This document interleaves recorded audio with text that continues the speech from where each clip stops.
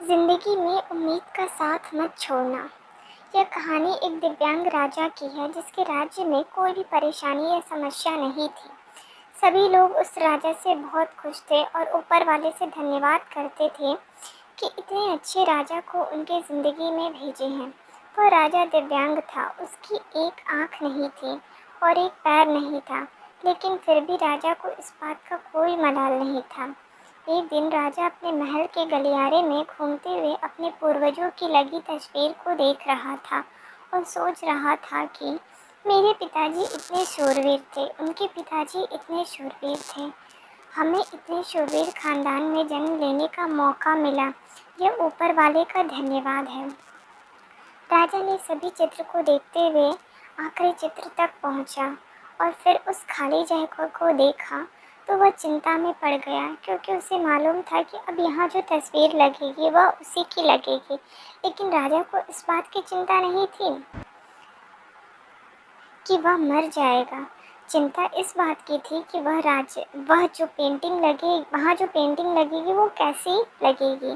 राजा का एक आँख और एक पैर न होने की वजह से वह चिंता में पड़ गया और सोचने लगा कि इस गलियारे में इतनी शानदार पेंटिंग लगी है, लेकिन मेरी एक आँख और एक पैर न होने की वजह से मेरी ये तस्वीर सबसे ख़राब लगेगी और सबसे भद्दी दिखेगी।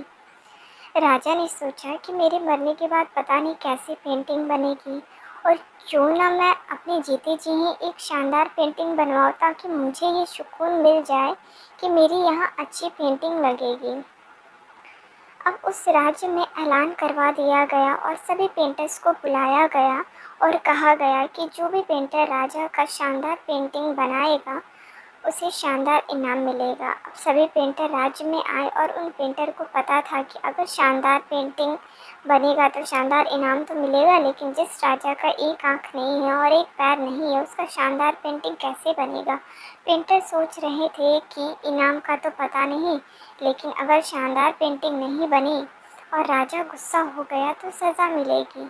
इसलिए बड़े बड़े पत्रकार चित्रकार भी आगे नहीं आए।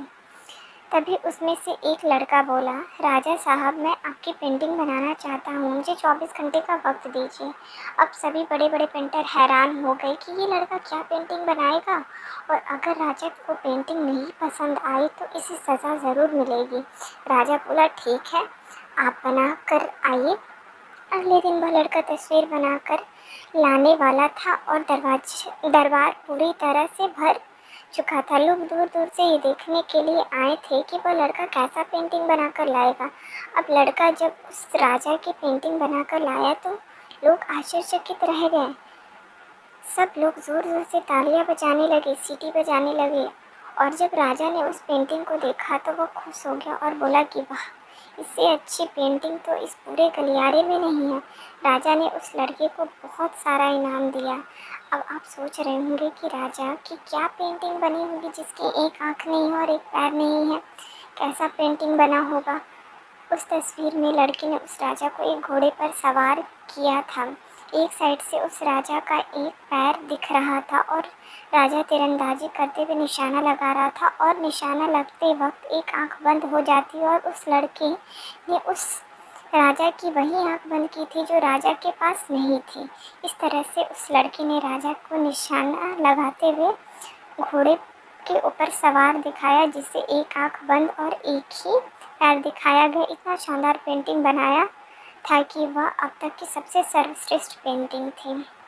उस लड़के के सामने भी चुनौती थी, संकट था, लेकिन उसने सकारात्मक का साथ नहीं छोड़ा।